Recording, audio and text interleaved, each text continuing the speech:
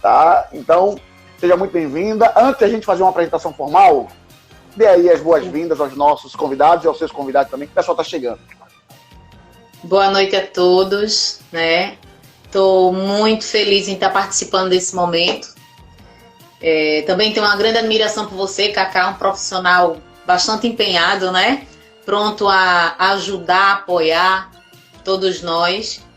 E vamos iniciar a noite, eu espero que seja bastante proveitoso, né? Que eu consiga ajudar vocês, né? Informando, deixando vocês cientes que eu não sou detentora de todas as informações, né? A gente todo dia está aprendendo um pouco e vamos lá. Hoje também é um dia de aprender um com os outros. É verdade, doutora, é verdade. Então, só dar um alô aqui pro pessoal, tá aqui Soli, que ele é coach, ele vai estar com a gente na próxima segunda-feira, vai estar aqui com a gente também. O Marcos Bandeira, que é gestor lá no João Bento, também gestor municipal, está com a gente. O Otávio, os 3 Is da ilha, né, que também acompanha aqui o trabalho que a gente desenvolve. Esqueci só o nome dela agora, mas qualquer coisa, digita aí. Minha cunhada também está com a gente, a Carmo Josiane. Então tem uma galera chegando. E é só divulgar, gente. Vamos lá. Vamos divulgar, deixando ciente que a partir de amanhã essa live vai estar disponível também no nosso canal no YouTube. Então quem não é inscrito vai lá, Carlos Alves Oficial, e tem muito conteúdo de muita boa qualidade para você desfrutar. Deixa um pouquinho a Netflix e vai crescer e desenvolver aí. Então vamos lá, deixa eu apresentar. Vamos aproveitar que tempo é ouro hoje. Então, falar desse assunto é um assunto que ele é muito sério, até começava nos bastidores com a doutora, é um assunto sério, é um assunto que requer muita atenção, muito respeito, né, principalmente as pessoas que sofrem desse mal.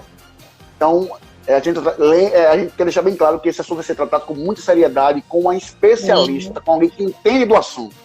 Tá certo? Tá certo, gente? Então vamos lá, deixa eu só apresentar, a gente já entrar no tema. Da doutora Nádia Lima, ela é psicóloga, ela é especialista em intervenções clínicas e ela também é coordenadora de saúde mental aqui em Itapissuma. Tá, gente? Então, como eu falei, a gente está falando com uma pessoa que entende do assunto. Doutora, muito, mais uma vez, muito bem-vinda. E já para a gente começar a iniciar essa nossa prosa de hoje, vamos lá. O tema da gente para esse dia é prevenção ao suicídio.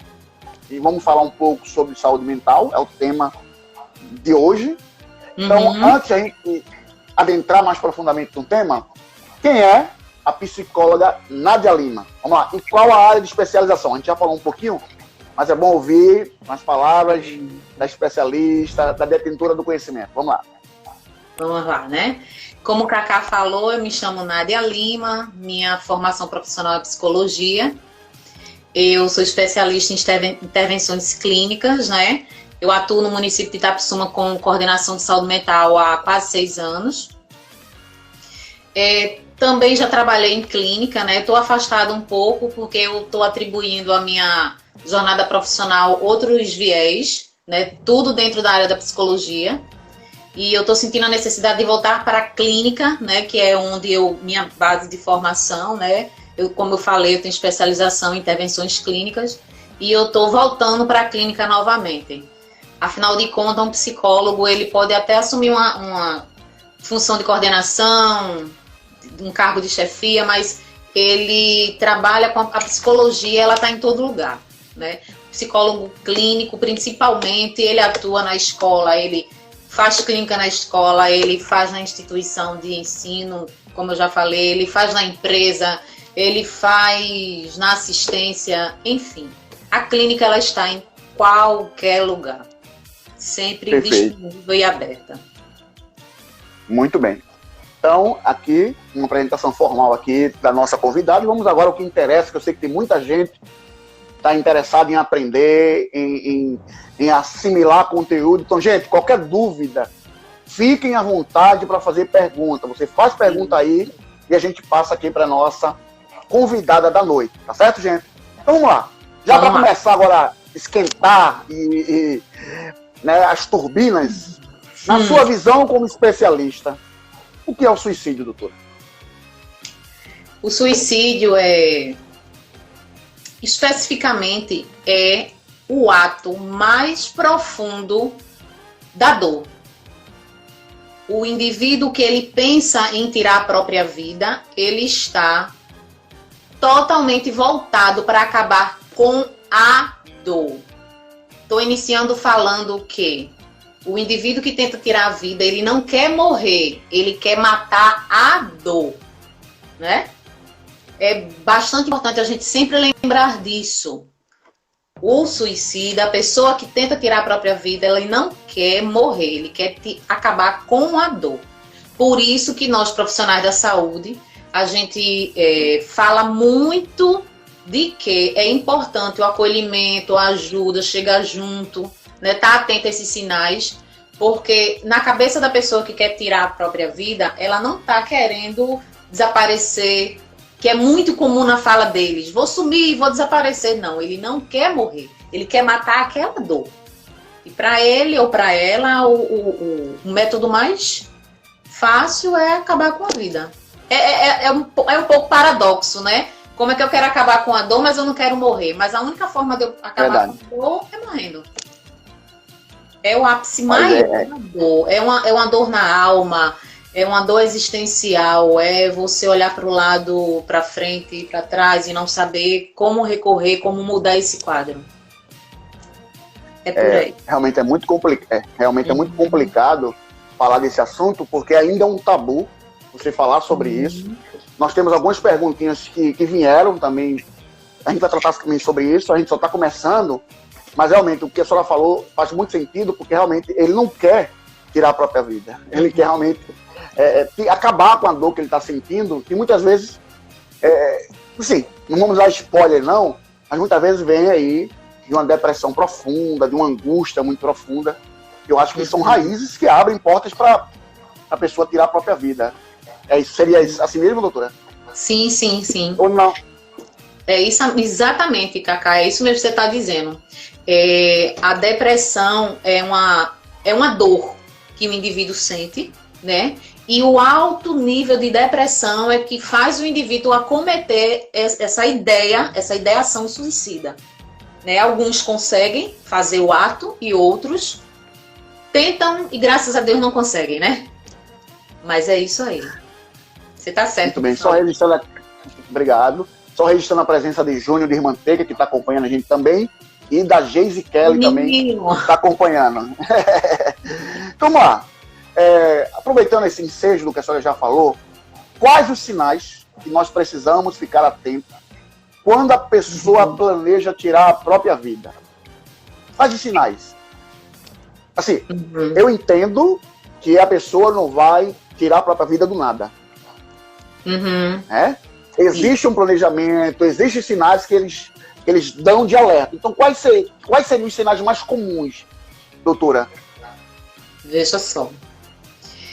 Não existe uma receita para a gente detectar que a fala daquela pessoa, né, tá dizendo para a gente que ela vai tirar a própria vida, não.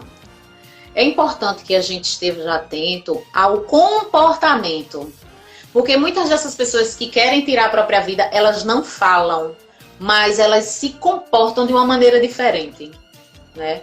Eu costumo dizer que a pessoa que se suicidou ou que está tentando se matar, ela, de alguma forma, ela vai sinalizar que está querendo fazer isso. O silêncio é uma estratégia muito importante que a pessoa que quer tirar a própria vida utiliza. Ela utiliza muito do silêncio. Mas as ações dela vão estar demonstrando, vez ou outra, que ela está pensando nisso. Existem fatos, na mídia, na vida inteira e por aí, pessoas que têm uma vida social ativa, se relacionam bem, são alegres, divertidas. Às vezes é aquela pessoa do grupo que é o pra cima, como se diz, o divertido. E justamente essas pessoas cometeram suicídio. Aí dizer como é que uma pessoa dessa vai estar dando um sinal, demonstrando uma situação, né, que quer cometer o suicídio. Mostra. Em algum momento ela vai mostrar. Às vezes ela não fala, mas ela age diferente. Por exemplo, A rotina dessa pessoa começa a mudar. Quando ela não verbaliza, ela vai mudar o horário de dormir, a maneira de comer, os cuidados com o corpo. Geralmente essas pessoas, elas ficam com não todos, mas geralmente essas pessoas, elas ficam com a higiene precária. Isso é um dos, dos estalos que a família, os amigos, sempre estão trazendo isso na sua fala, né? De pessoas que tentaram suicídio ou que consumaram o fato. Interessante. Tem algumas contribuições, mas antes a gente tem um roteirozinho, mas aqui, como eu sempre falo, como tem vez e tem voz. Tem uma perguntazinha, mas já eu faço para a senhora, só para a gente não perder o fio da meada. Ela falou de alguns instalos, de alguns sinais que as pessoas que tentam ou que tentaram, que conseguiram o suicídio, eles dão. E aí, aproveitando ainda essa questão, como a família, os parentes, os amigos mais próximos devem agir numa situação como essa. Então, eles identificam o sinal, eles percebem que a pessoa não está legal, mesmo sendo mais extrovertido, mais alegre, mais comunicativo. Então, de repente, aparece um sinal. Ou alguém que realmente não tem uma vida tão ativa, né? Não é tão alegre, mas está bem mais reclusa. Então, como as pessoas mais próximas, os familiares, devem agir na sua situação, doutora, numa situação que eles identifiquem esses sinais? Acolher, estar junto, perguntar, insistir, sabe? Fazer aquela pessoa entender que ele é importante, que ela é importante, que ela não está sozinha. E a melhor forma é ouvir. Uma das coisas muito importantes que eu preciso trazer agora é a pessoa que tem esse pensamento, essa ideação suicida, muitas vezes ela não quer ouvir você falar, eu falar. Ela quer ser ouvida. Volto a falar novamente, é meio paradoxo. Ele vive no silêncio, mas mesmo assim ele quer ser ouvido. E ele pode querer ser ouvido tanto na fala, como nas ações, no movimento. Por isso que eu falei anteriormente, ele demonstra de alguma forma ali, ele vai demonstrar que ele está tendo essa intenção. Então, o importante é que essa família acolha. Se essa família não tiver, porque existe família, existem situações que existe uma separação, né? Às vezes você mora dentro da mesma casa com a pessoa, mas você vive, parece, em mundos diferentes. Mas existem situações em que a família ela não tem aquele aconchego, não sabe chegar junto, mas de alguma forma a gente identifica ali que naquela situação a pessoa está pedindo socorro. Então, observar se essa pessoa que está pedindo socorro, ela não tem um amigo, alguém mais próximo, né? Alguém que ele tem mais contato, até mesmo nas redes sociais dessa pessoa. A gente pode estar identificando isso. Então, o importante é estar junto, acolher, falar o que é que você tem, né? Como é que está a situação, eu estou percebendo isso, você está assim, você está... Enfim, é acolher, é estar junto. Perfeito. Doutor André, que também está acompanhando a gente, está dando os parabéns aqui pela live, também o parabéns à senhora, e informando que é uma excelente profissional. Verdade, eu concordo com você, viu, doutor? Obrigada. O Nadson, ele está dizendo o seguinte, quase a mesma pergunta que a gente acabou de fazer, mas de repente, se ela queira acrescentar mais alguma coisa, aproveitando a pergunta dele, está dizendo como a família pode contribuir em ações que contribuam para ajudar uma pessoa que está com pensamento suicida. Pronto, é um pouco do que a gente falou, né? Mas como agir? O agir é o contato, é o afeto, é o acolhimento, mas a família precisa também entender que ela não está sozinha. Existem os serviços de saúde. Todo município tem um posto de saúde. Quase todos os municípios têm um CAPS, né? Os serviços de saúde são porta aberta para essa situação. Então, eu tenho alguém na minha família, eu não estou sabendo lidar com isso, e eu aconselho que as pessoas que estão passando por isso, junto com esses entes queridos que estão nessa situação, procure ajuda. Com o diretor da escola, com a enfermeira do posto, com a Secretaria de Assistência, com a Prefeitura, enfim. O serviço de saúde mental dos municípios, eles não são só no CAPS. Eles não são só no ambulatório do hospital. Saúde mental, ela está em todo lugar. Do jeito que a escola precisa da saúde mental, a escola também está inserida no serviço de saúde mental. É tudo junto e misturado. É uma forma também da gente trazer esses serviços para a gente e dizer que assim, a gente está junto, né? E todos os serviços existentes no município, eu estou falando que eu sei um pouco da dinâmica dos outros municípios e estou falando também de Itapissuma, que tem um serviço de saúde mental bastante ativo, né? É um serviço de porta aberta, né? Trabalhar com saúde mental, trabalhar com atenção básica, tudo requer saúde mental. Tá todo mundo junto e misturado. Então procure ajuda no CAPS, no posto de saúde, enfim. No ambulatório, em clínicas. Perfeito. Só uma pergunta que me veio agora, fora do script. Será que, eu não sei como é o seu dia a dia no CAPS, será como coordenadora, né? Você já falou um pouquinho pra gente. Eu não sei se no seu dia a dia a procura por esse tipo de ajuda é muito grande. Não sei se de repente poderia ser mais, ou as pessoas têm vergonha, ou as pessoas têm medo.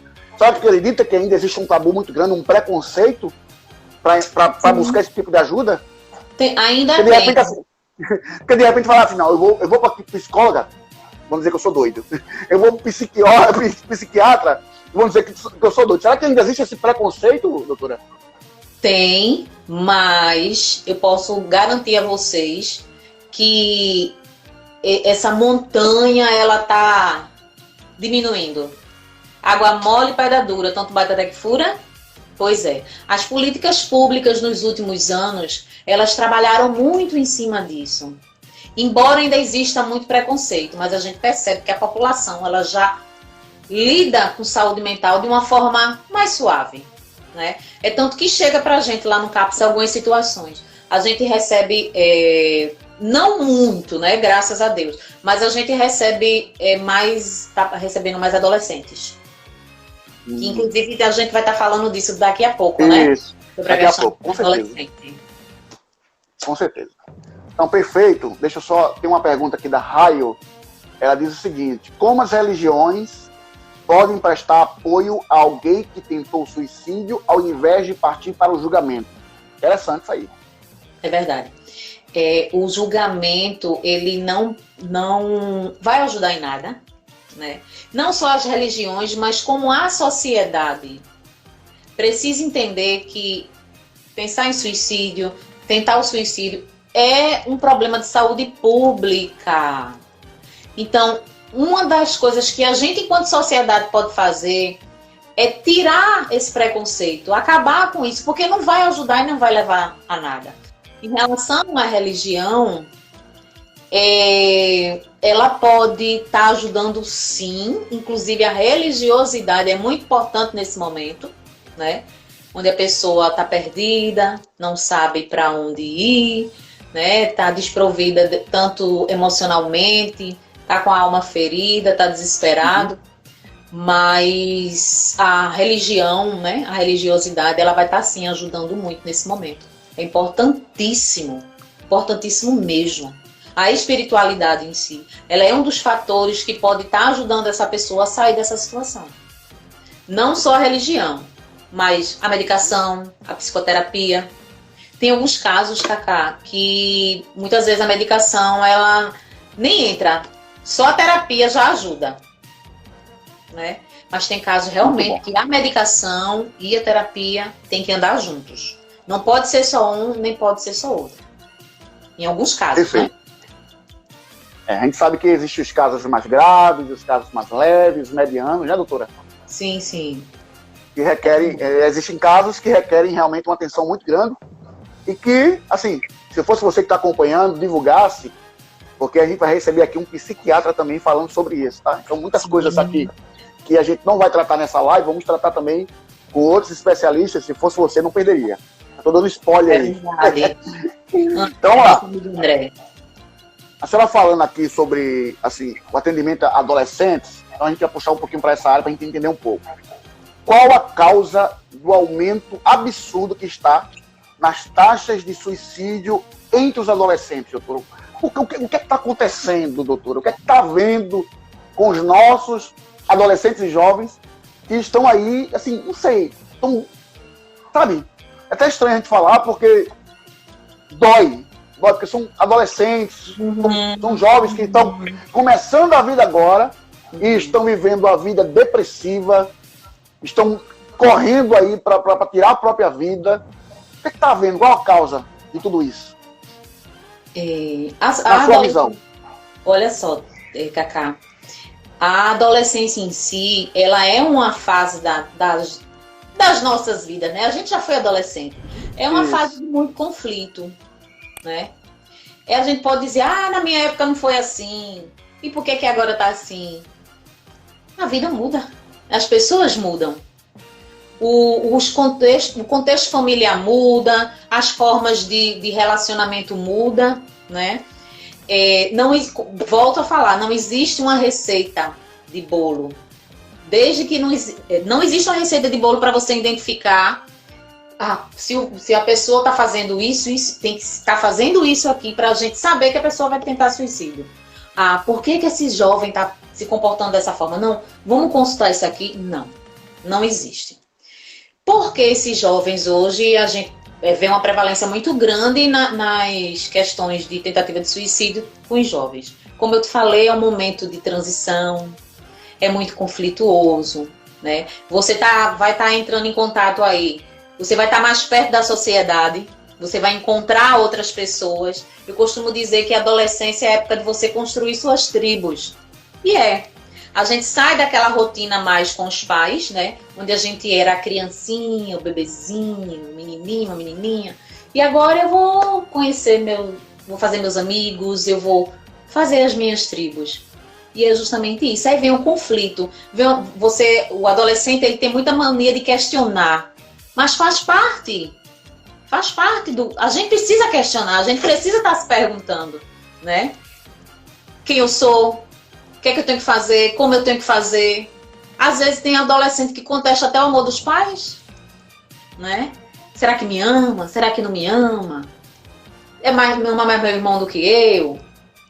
Né? Você não gosta de mim? Você exige de mim? Então é um momento conflituoso. Já requer uma demanda de conflito. E uma coisa que eu percebo, Cacá, inclusive nos atendimentos que eu já fiz e escutando algumas amigas, que existem duas coisas que eu identifico que é muito importante. Firmeza com amorosidade. Isso tem que andar junto. Firmeza com amor. A gente não pode esquecer. Eu amo meu filho, eu faço isso, eu dou tudo a meu filho. Cadê a firmeza? Né? Isso está faltando muito nas relações.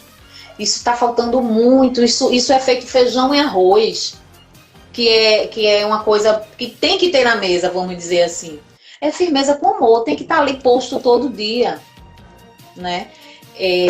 A gente sabe que as redes sociais, a gente critica muito, né? Eu sou mãe, eu tenho um filho de 14 anos e eu procuro controlar isso, mas isso é feito uma avalanche, é uma coisa assim que toma mesmo o adolescente. Então, quando ele sai um pouco da realidade, né, do convívio familiar, do convívio social, que fica focado na internet, nas redes sociais, isso também é uma forma de não estar olhando para si, não estar olhando ao redor, não estar fazendo laços, se estruturando nas relações, inclusive nessas tribos que eles estão construindo aí no decorrer dessa adolescência. Mas é por aí. Muito bom. Aproveitando que a senhora falou da questão das tribos, da adolescência em si, da tecnologia, eu tenho uma pergunta sobre isso. Você acredita que o uso excessivo das redes sociais, dos games, da absorção da informação desenfreada na internet e a proliferação de fake news contribui de alguma forma no aumento dos casos entre os jovens? Ou não? Ou isso tem nada a ver? São outros fatores? É o seguinte, contribui,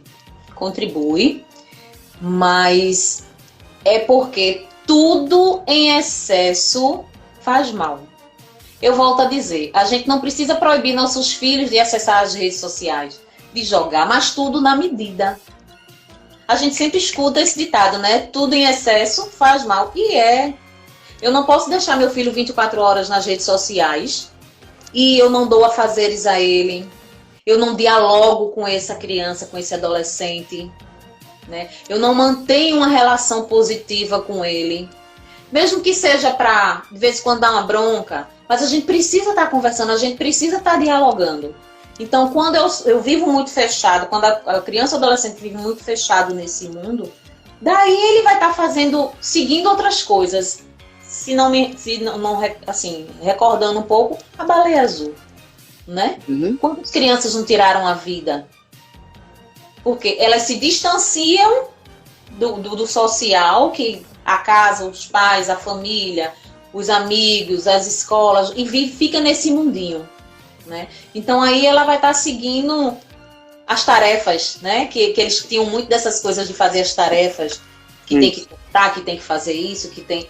Existe um perigo? Existe, mas esse adolescente ele precisa ser monitorado. É preciso dar a esses adolescentes outras direções também. A gente não pode proibir não estar... Não, vou proibir você estar na rede social, é pior. Mas a gente pode deixar esse adolescente na rede social com um certo limite. É isso. Entendi. Muito bom. Essa questão da baleia azul realmente é algo muito sério que dá para live, viu? Só esse assunto. É verdade. Mas é assim. Mas vamos embora. Doutora, eu queria entrar agora num bloco de perguntas que é sobre mitos e verdades. Tá? Certo.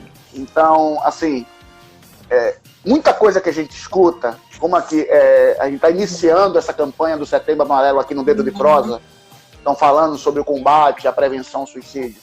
Então, existem muitas verdades, como também existem muitas mentiras, muitas fake news. E é justamente sobre isso que a gente quer conversar, para tirar dúvida, talvez seja dúvida de alguém que está assistindo a gente e acompanhando. Então, entrando agora no bloco de é fake ou é verdade, a doutora agora vai dar uma palhinha para a gente, tá certo, gente? Então, vamos lá. É mito ou verdade que quem ameaça não faz? Quem ameaça pode fazer e faz. Não seria verdade. Isso, é verdade.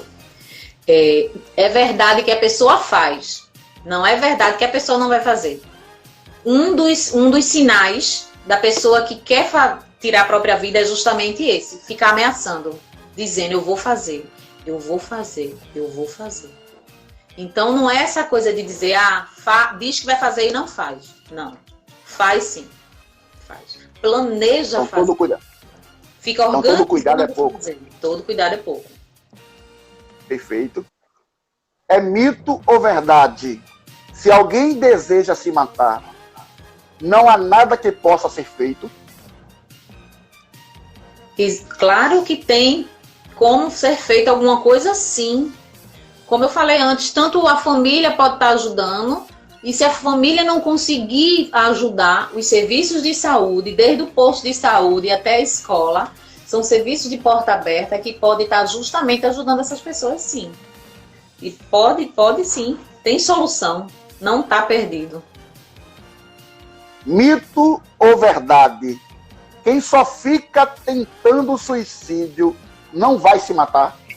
Isso é mito. Quem tenta porque quer fazer. Se eu tento uma coisa é porque eu quero fazer aquela coisa. Não é verdade? Então não é só tentar, não vai... Vai sim. A gente precisa parar de achar que isso é bobagem, isso é besteira. Não, tá chamando atenção, não. Isso é um assunto muito sério. E as pessoas precisam desconstruir essa coisa do... É besteira.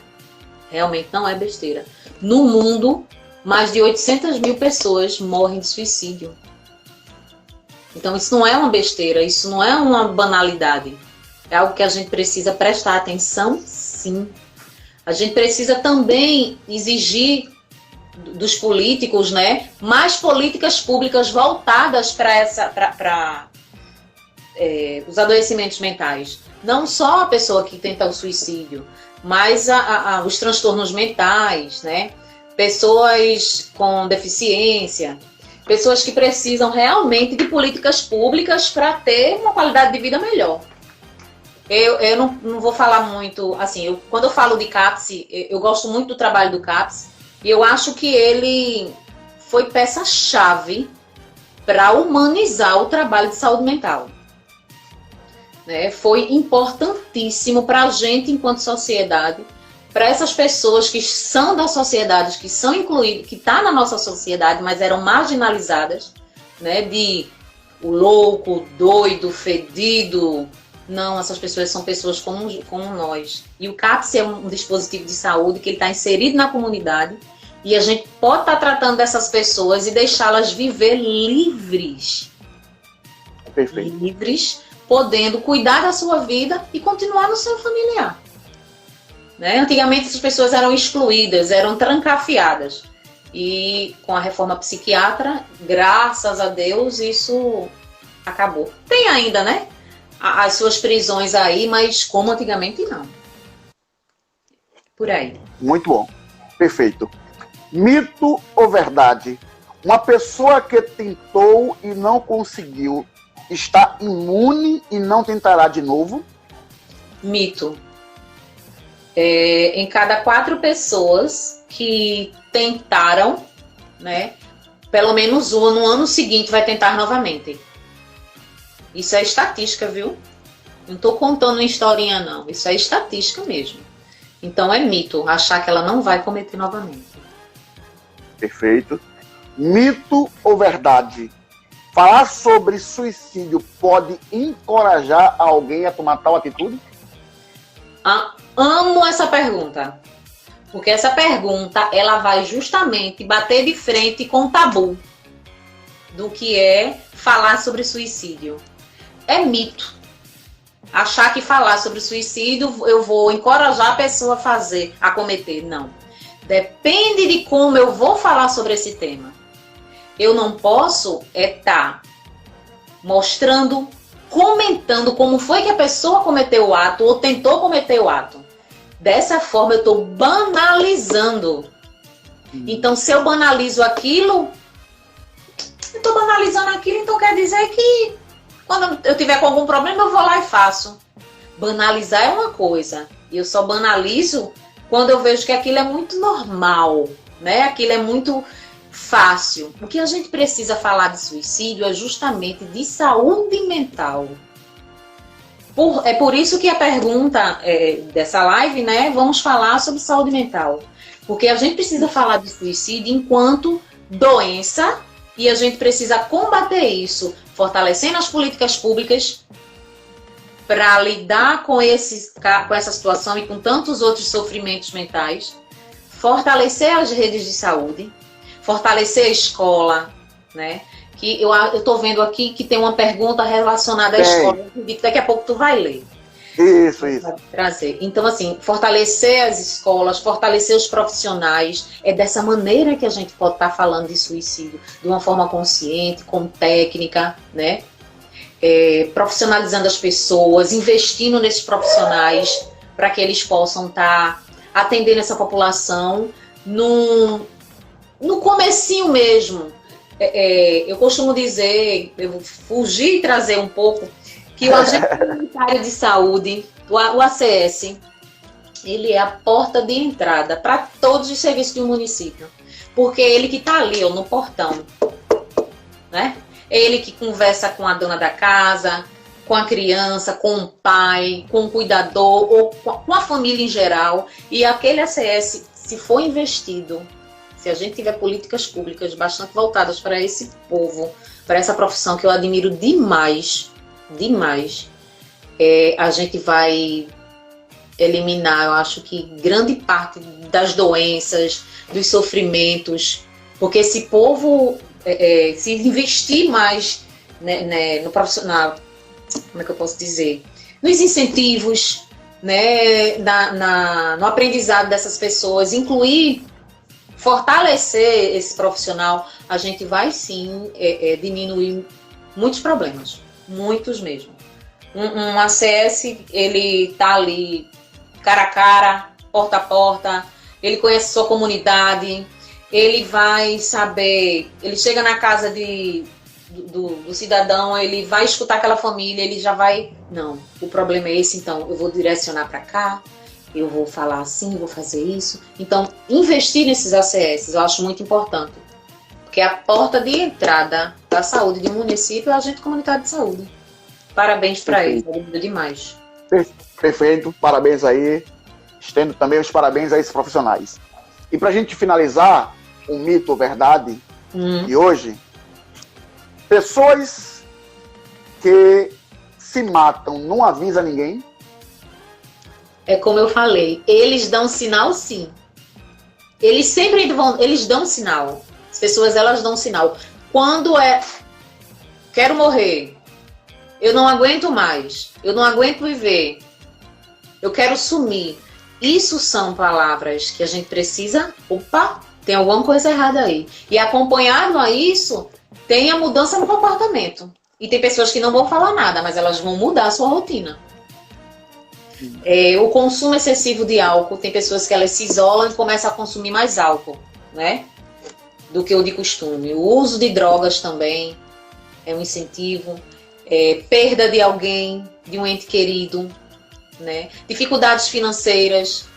Eu não sei se você já ouviu, mas às vezes na minha infância eu me lembro de uma situação: fulano se matou porque perdeu tudo. Fulano, pronto, fulano tinha muitas dívidas, não tinha como pagar, deu um tiro na cabeça, né? Então a gente escuta muito isso. Então a gente precisa estar atento. Não só as ações, como a fala, como o que essa pessoa está passando, né? Os problemas que essa pessoa está passando. É importante a gente ficar atento quanto a isso. Muito bom, muito obrigado, doutora, pelas informações. A gente tem pergunta. Vamos lá. Tem mais pergunta do povo, tem mais pergunta da gente. Lojinha Bom Jesus, ela faz a pergunta seguinte. Achei muito interessante também. Nas escolas públicas, há inúmeros casos de mutilação entre alunos através de objetos cortantes.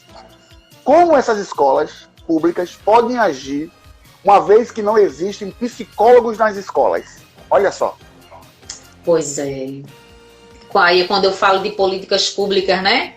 Voltada a investimento para se trabalhar com saúde mental. Foi bom essa pergunta, por quê? Quando começou esse boom, né? Os adolescentes estão se furando, se cortando.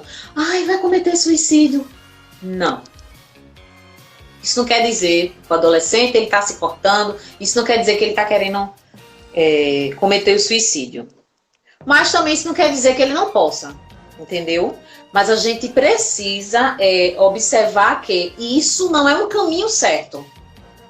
A mutilação não é um caminho certo para o suicídio. Pode ser, mas a gente precisa acreditar que existem outras situações aí, não que necessariamente é para tirar a própria vida. O adolescente que ele se mutila, ele também quer acabar com a dor. A dor é tão grande que ele começa a se mutilar. E tem relatos de adolescentes que eles dizem que quando estão se furando, eles não querem, eles não sentem dor. É incrível. Alguns deles dizem isso e a gente se pergunta por quê. Mas a dor, ela tá dentro, ela não tá ali na pele. Então a maneira que ele utiliza para tirar essa dor, né, para cortar essa dor é na pele. É óbvio que ele não vai sentir, né, porque essa dor é interna, é na alma. Né? O que as escolas podem fazer, for de menor, Conselho Tutelar, aciona na hora o Conselho Tutelar.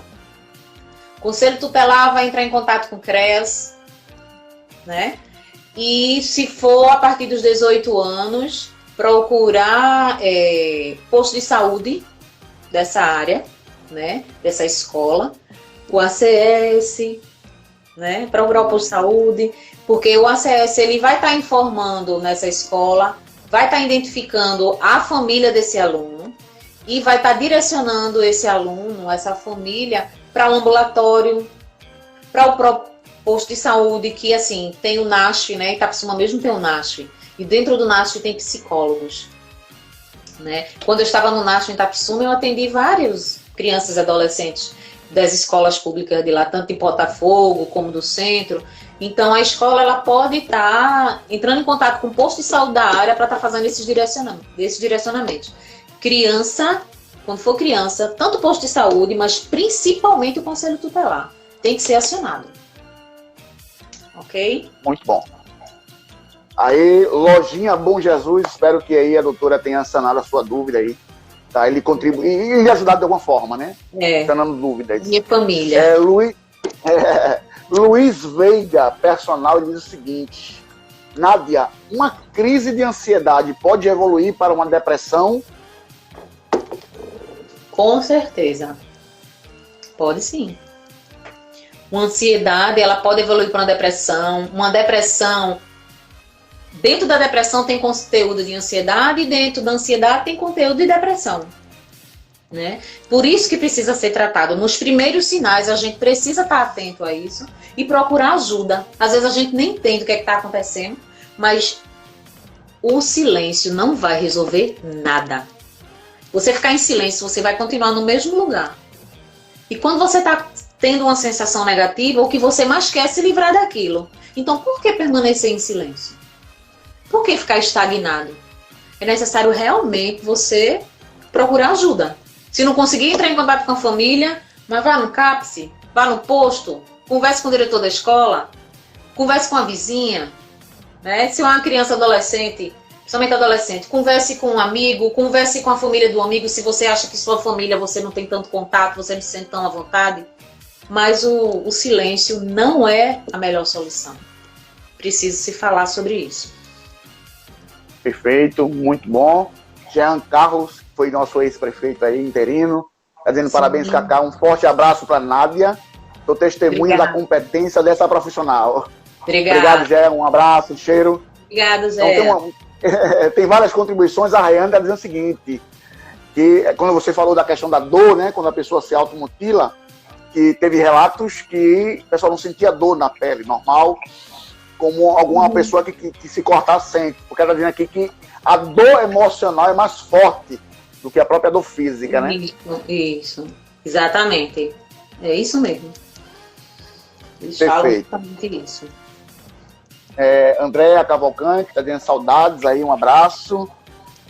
Como é possível a pessoa manter uma saúde mental na era da informação, nessa era, nesse mundo globalizado que a gente vive, nessa correria que a gente vive, nesse excesso de informação e também durante essa pandemia? Como é possível conciliar, doutora? Como é possível ter uma mente sadia, uma mente sã, ter uma saúde mental de qualidade em toda essa turbulência que a gente vivencia nesses últimos dias? Difícil, né? Difícil, pois é. Mas não é impossível. Eu gostaria assim, de partir como um ponto para responder essa pergunta. O que a gente está vivenciando nesses últimos meses, né? Nesse ano inteiro, né? O que a gente está passando com a pandemia. A gente teve que parar. Fomos obrigados a parar, né? Planos foram desfeitos, né? Tivemos que parar, tivemos que nos recolher, tivemos que nos isolar. Não foi só ficar dentro de casa, não é só ficar isolado dentro de casa. Essa pandemia, ela nos convidou a olhar para dentro. Para dentro. Muitas pessoas estão desenvolvendo ansiedade, né? Depressão. Algumas pessoas já tinham depressão, já tinham ansiedade e piorou.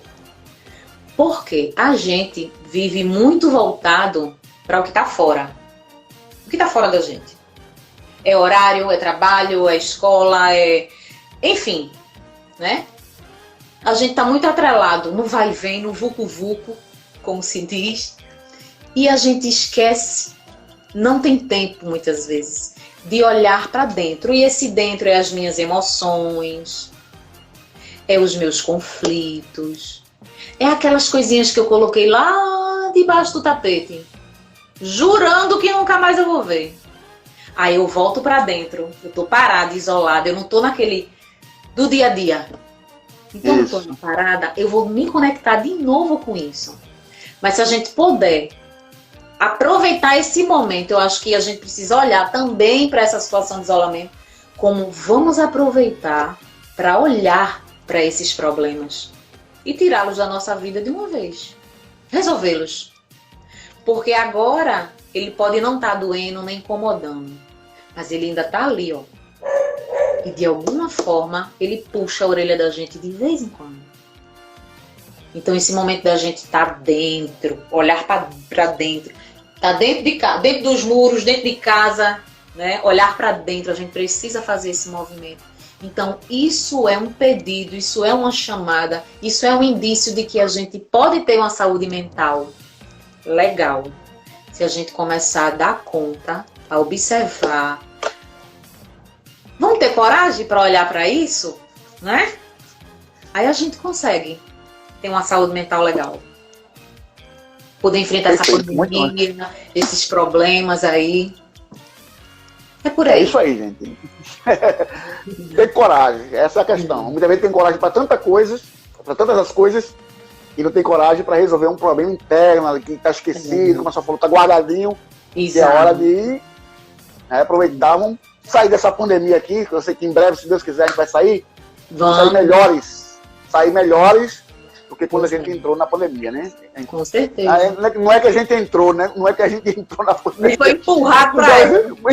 Foi justamente empurrado para ela. Então, doutora, a senhora já falou um pouquinho para a gente da questão dos serviços, né? Que você já falou para a gente, que o município oferta.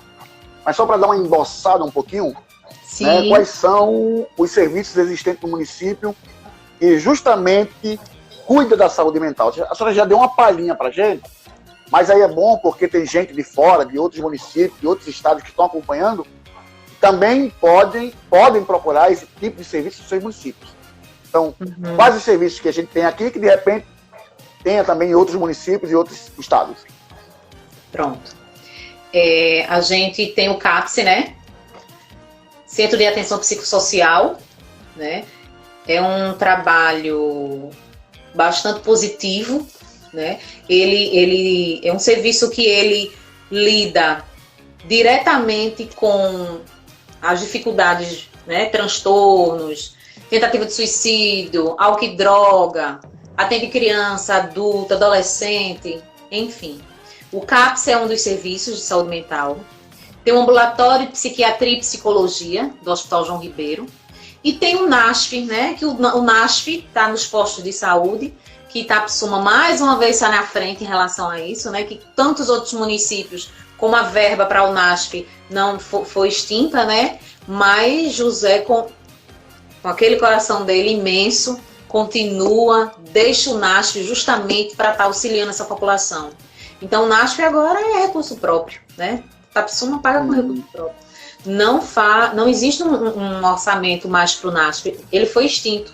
Então, a gente tem psicólogo no NASF, que está disponibilizado nos postos de saúde, e tem um ambulatório de psicologia e psiquiatria, né, do João Ribeiro. A gente tem neuro, né, com o Dr. Valdir.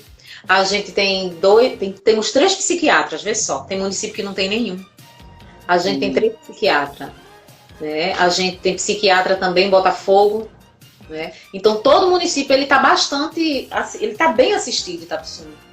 Então o trabalho com saúde mental, sem contar que o CAPS de Itapissuma ele não recebe recurso federal, viu? É mantido com recursos próprios. A gente está aguardando, né? A portaria sair aí. Isso. Mas tu sabe, né, Cacá, da história. Isso.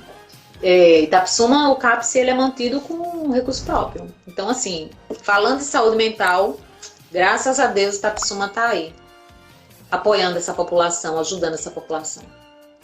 Perfeito. Só um detalhe.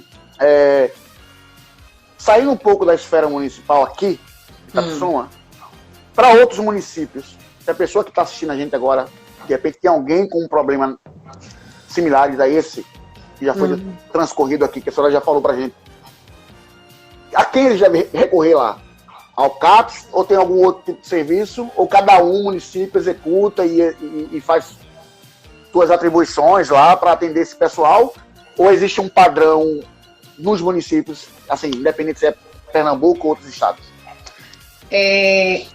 Cacá, tanto Itapissuma como outros municípios, o serviço de saúde mental ele é porta aberta. Só que tem municípios que não tem CAPS. Aí geralmente tem policlínica, né? E os postos de saúde.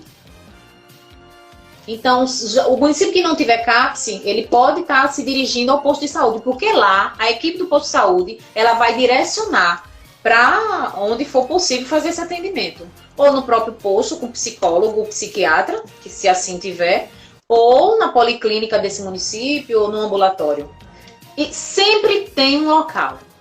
Mesmo que precário, mas sempre tem. Como eu disse, a reforma psiquiátrica, ela ajudou muito. Ou é mesmo um lugar que você acha que não tem nada, mas tem um pontinho ali que ajuda. Que é justamente nesse apoio à saúde mental. Porque o posto de saúde também atua nesse trabalho, né? Saúde mental. Muito bom, muito bom. É só trazer essa tona, né, essa narrativa, porque de repente algumas pessoas que estejam assistindo a gente e não sejam do município de Itapissuma, como a senhora falou, tem vários serviços que atendem a esse público, a saúde mental, mas talvez tenha outras pessoas de outros municípios que não tenham, que não saibam aonde recorrer, e aí o caminho seria inicialmente os postos de saúde, se caso não tenha o CAPS ou o NASF, corre para o posto de saúde lá e eles vão direcionar ao especialista correto, ao serviço correto. Muito bom, muito obrigado. Assim, doutor, infelizmente a gente tem tanta coisa para conversar, mas já está acabando a nossa live. Acabando. Rapaz, e tu disseste, uma hora vai ser pouco. Eu não disse a senhora. Então, vamos lá, assim, não dá pra entrar nem na hora do parafrasear, que a gente é uma brincadeira que a gente faz pra descontrair um pouco. Mas eu vou aproveitar esses minutinhos agora, a gente tem 5 minutinhos pra encerrar essa live, da seguinte questão, não é nenhuma pergunta. Quais conselhos, né, e orientações a doutora deseja dar aos nossos internautas? Vamos lá.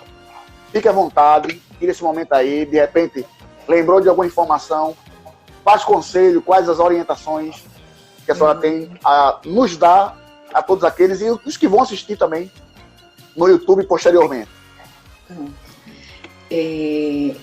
Conselho, orientação, enfim, não classifiquem aí a palavra que vocês acharem. Tudo que se cala, o corpo não vai dar conta. O que eu calo, meu corpo não vai suportar. De alguma forma ele vai sinalizar. E quando o meu corpo não aguentar mais, a minha alma vai sangrar. A depressão o alto nível de depressão, ele é justamente a ponte para a tentativa de suicídio.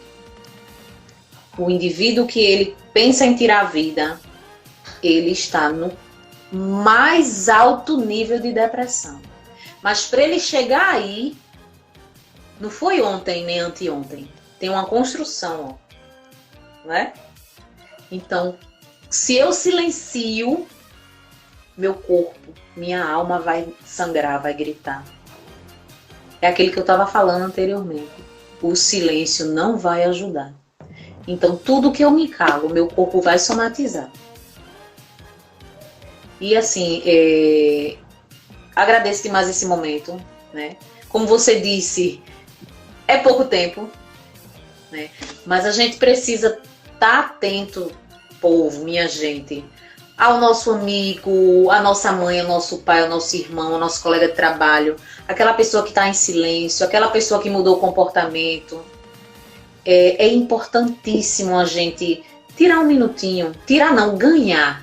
A gente não tira, a gente ganha um minutinho a mais. Quando a gente dá os nossos ouvidos, quando a gente está perto, quando a gente chega junto, né?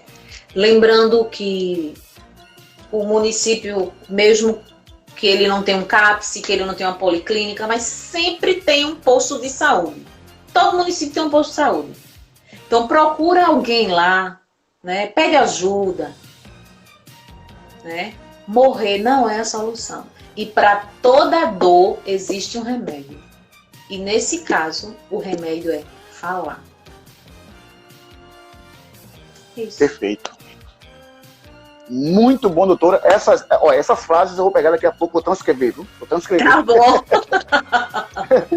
Então, gente, assim, eu só tenho a agradecer a todos vocês. Até começávamos nos bastidores, eu e a doutora, né? A gente pensou que 30 minutos falaria, assim, mais de uma hora, tem muito assunto, as pessoas aqui ficariam, eu sei que ficariam, mas para não ficar tão extenso, eu quero agradecer a todos vocês. Doutora Nádia, muito obrigado em ter aceitado esse desafio, aceitado estar com a gente para tratar de um assunto tão sério, tão real, infelizmente, sabe, como eu até coloquei um vídeo que tivemos um amigo que recentemente, um colega, tirou a sua vida por uma palavra, só que, como a senhora falou, não é uma coisa de um momento, é algo que já vem construído, sabe? E, assim, foi tentativa de sanar a dor, de destruir a dor e acabou tirando a sua própria vida. Então, é uma coisa muito séria, gente. Então, esses 15 dias, a gente vai tratar sobre o suicídio nessa campanha que estamos fazendo em Um Dedo de Prosa. Tá certo? Então, que Deus abençoe a todos vocês. Quinta-feira tem mais, porque a gente tem nesse intervalo aqui algumas outras demandas. Então, quinta-feira e sexta-feira, a gente tem outras lives com outros especialistas, abordando outras vertentes dentro desse tema. E eu quero contar com vocês. Doutora, muito obrigado. Deus te abençoe mais uma vez. Muito obrigado. Todos vocês, um cheiro no coração. Quem ainda não nos segue, vai lá seguir. Quem ainda não é inscrito no canal, vai lá, Carlos Alves Oficial, acompanha a gente, que eu sei que tem muita coisa boa para vocês. Um forte abraço, um cheiro e até a próxima, se Deus assim nos permitir. Tchau, tchau. Obrigada, Cacá. Tchau, tchau.